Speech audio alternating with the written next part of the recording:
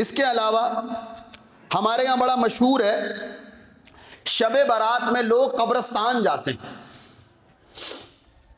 اصل میں ہمارے یہاں کیا ہے، سب سے بڑی خرابی یہ ہے کہ قرآن میں کیا ہے، نبی کے فرمان میں کیا ہے، اس سے کسی کو کوئی سروکار نہیں۔ جدھر کی ہوا چل گئی سبھی کا رخ اس طرف ہو گیا، اور جو ماحول کے اعتبار سے بدل جاتے ہیں وہ کبھی بھی دیندار نہیں بن سکتے، دیندار نہیں بن سکتے۔ ظاہر سی بات ہے، کبھی دین کی خدمت پر لڈو اور حلوہ بھی کھانے کو ملے گا، اور کبھی دین کی خدمت پر گالیاں اور تھپڑ بھی کھانے کو ملے گا۔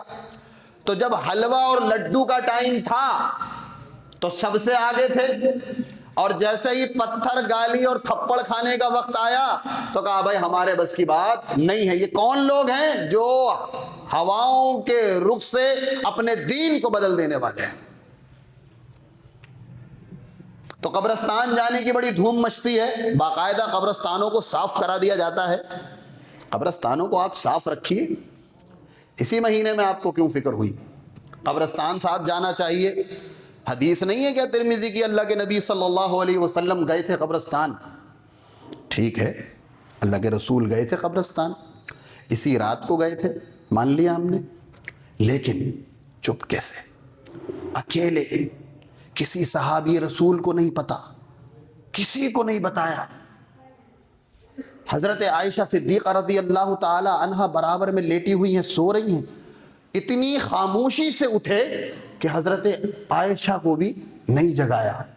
بعد میں جب حضرت عائشہ نے چیک کیا اپنے بستر پہ ہاتھ مار کے، اللہ کے رسول نہیں ہے، دیکھا کہ دروازے کے باہر نکل چکے ہیں۔ حضرت عائشہ ہلکے ہلکے پیچھے جا رہی ہیں۔ اللہ کے نبی بقیع کے قبرستان میں پہنچے اور وہاں جا کر ان لوگوں کے لیے اللہ کے رسول نے دعائیں کی، اور جب دیکھا کہ اللہ کے نبی پلٹ کر آنے والے، حضرت عائشہ دوڑی دوڑی بھاگی آئی اور چپکے سے آگے بستر میں سانس پھول گئی۔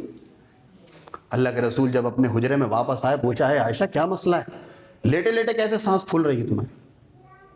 تو پھر پورے ماجرے کو بیان کیا کہ میں نے اس طرح کیا تھا، میں سوچی کسی اور بیوی کے پاس جا رہا ہے، باری تو میری ہے، باری تو میری تھی، میرے پاس لیٹنا تھا، سونا تھا، میرے پاس آرام کرنا تھا، میں سمجھی کسی اور بیوی کے پاس جا رہا ہے، میں تو اس لیے دیکھنے گئی تھی، مجھے کیا پتا آپ بقیع قبرستان جا رہے ہیں۔